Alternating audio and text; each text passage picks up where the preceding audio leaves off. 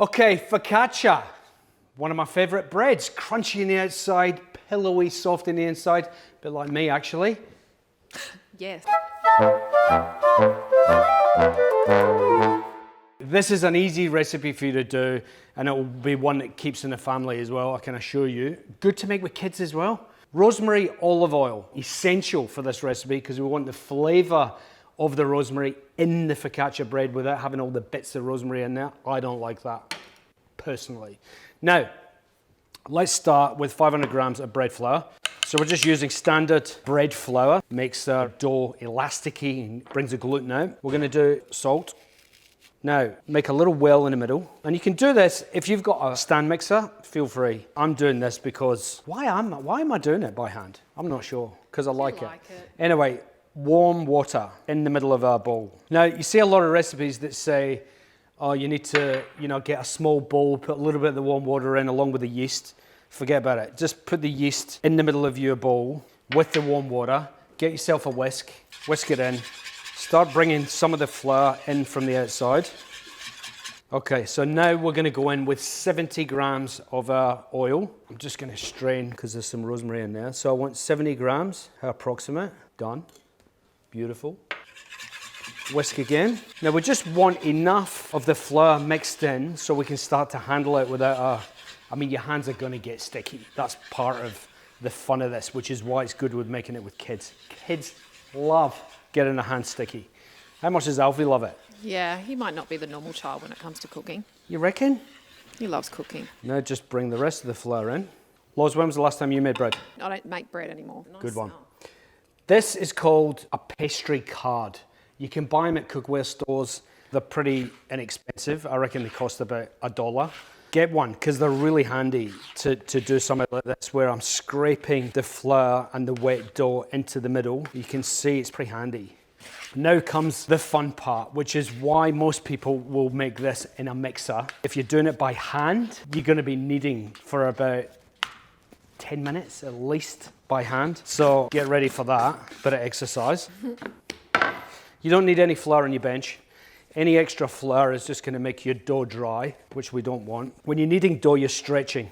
And that's what gets the gluten going, is that stretching motion. And the dough should be like this. You can see it's quite sticky. That's what makes it pillowy soft. If your dough's too dry, it doesn't puff up and it's not pillowy soft in the middle. So get ready to have sticky hands for 10 minutes. It's just the way it is.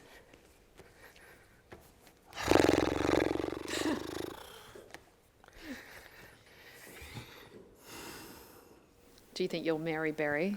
I'm tired. That's been about 10 minutes of kneading, but look at the dough. It's starting to get a shine on it and it's smooth and it's elasticy. Glass bowl, a little touch of our oil in the glass bowl, and that will just stop the dough from sticking too much so as it's easy to get out in the next stage. Clean tea towel over the top, and then we're going to leave it. Depends how hot your room is, but on average, 45 minutes with an instant yeast is more than enough time for this guy to double in size, at which point it'll look like this. Magic. Right? Yes. Now, small tray, a little bit extra virgin olive oil onto the tray. Make sure that you really get all the edges. You do this a little bit differently if it's winter or summer at home, right? So in winter, you put it in warm places. Yeah, like lots of found focaccia in the weirdest of places. In the tumble dryer. Put your tumble dryer on for 5 minutes, turn it off, open the door, put your focaccia in, shut the door. Don't obviously make the tumble dryer go again, but the warmth that is in there in the wintertime helps make your bread rise. So, bread dough, gently, really gently, get your hands underneath and just pull it out and put it in here. Now, hands, fingers in, and I'm pushing to the side of the tray as I do this, and I make sure that I really get it down. Now, there's a motion, which is like this, where I put 2 fingers in, like that, and then I open it up, and I'm gonna pop in an olive. And push it down, and you'll see that it'll close back in again.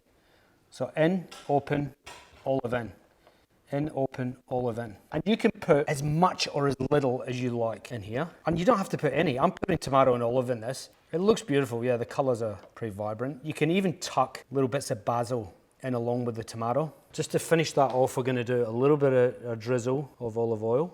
And then that rosemary flavor goes deep inside the bread and also helps keep it nice and soft. There you go. We're gonna let that rise for about another 45 minutes, up to an hour. And what you should see is that it should almost double in size again. And then we're gonna pop it in the oven. Okay, as if by magic, this is what it looks like after another 45 minutes of proving. You can see how puffy and pillowy it looks. All that remains is now just another extra drizzle of olive oil, a couple of extra divots, and then we're gonna pop it in the oven. 200 degrees, 20 minutes, roughly, give or take 5 minutes. Oh, look at this, come on. What we need to do now, we've got some more of our rosemary oil and a brush, and just liberally brush it with that delicious rosemary oil. And what that's gonna do is just seep in to the bread and the crust, make it even softer and give it a delicious rosemary flavor. That's enough, there's quite a lot. So now it will just pop out, and there it is. Look at that, soft, delicious, pillowy focaccia. Easy to do, recipe for life. Thanks for watching, and if you like that, please click subscribe, because there's plenty more where that came from. Also, if there's a recipe that you actually want to see me make, chuck it in the comments below and we'll get around to it. Thanks for watching.